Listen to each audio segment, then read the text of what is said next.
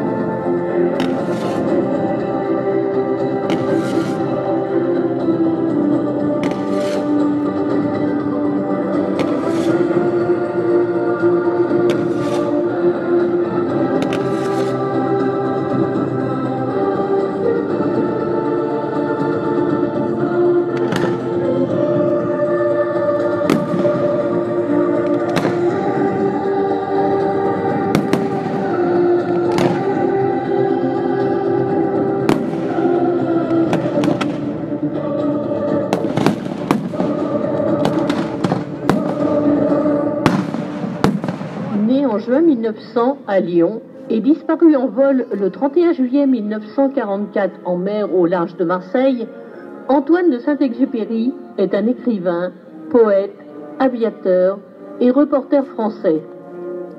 Issu d'une famille de la noblesse française, c'est un élève peu brillant qui obtient néanmoins son bac à l'âge de 17 ans. Il rentre à l'école navale où il subit un échec cuisant. Il décide alors de s'orienter vers les beaux-arts et l'architecture. Sa passion des avions remonte à ses 12 ans. En vacances chez sa grand-mère, il se rend souvent à vélo à l'aérodrome d'Ambérieu en Bugey et y reste des heures à interroger les mécaniciens. Un jour, prétendant que sa mère l'ait autorisé à passer son baptême de l'air, il décolle à bord d'un Berthaud Wroblewski piloté par Gabriel Salvez.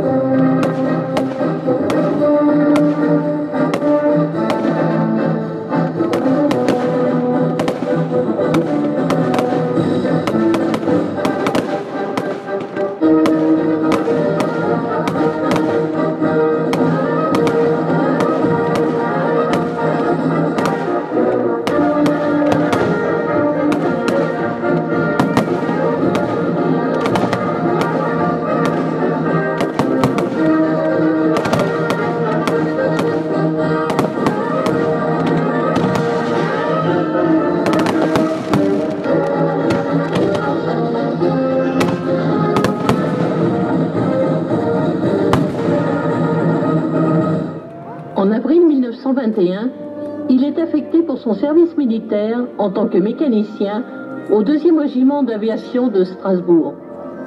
En juin, il prend des cours de pilotage à ses frais. Seul aux commandes de son avion, il se présente trop haut pour l'atterrissage. Remettant les gaz trop brusquement, il cause un retour au carburateur. Croyant que le moteur a pris feu, il ne s'affole pas, fait un second tour de piste et atterrit en beauté. Son moniteur valide sa formation. C'est en 1926 qu'il est engagé dans la future aéropostale et transporte le courrier de Toulouse au Sénégal, puis en Amérique du Sud. Il laisse le souvenir d'un aviateur parfois distrait, oubliant tantôt de rentrer son train d'atterrissage, tantôt de brancher ses instruments de bord, se perdant dans l'immensité du ciel.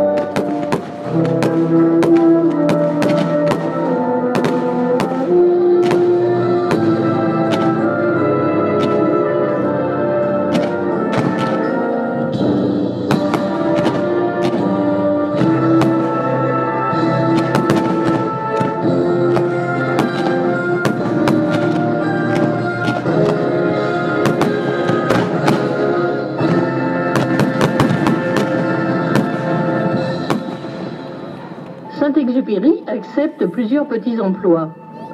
Figurant dans l'opéra Covadis, il fait la connaissance de Louise de Villemorin, qui lui inspire des poèmes romantiques.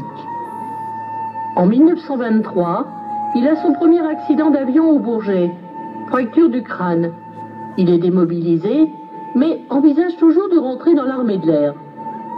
La famille de sa fiancée, Louise de Villemorin, s'y oppose. Commence pour lui une longue période d'ennui, entraînant la rupture de ses fiançailles. En 1932, son employeur entre dans une période difficile. Aussi, Saint-Exupéry se consacre-t-il à l'écriture et au journalisme.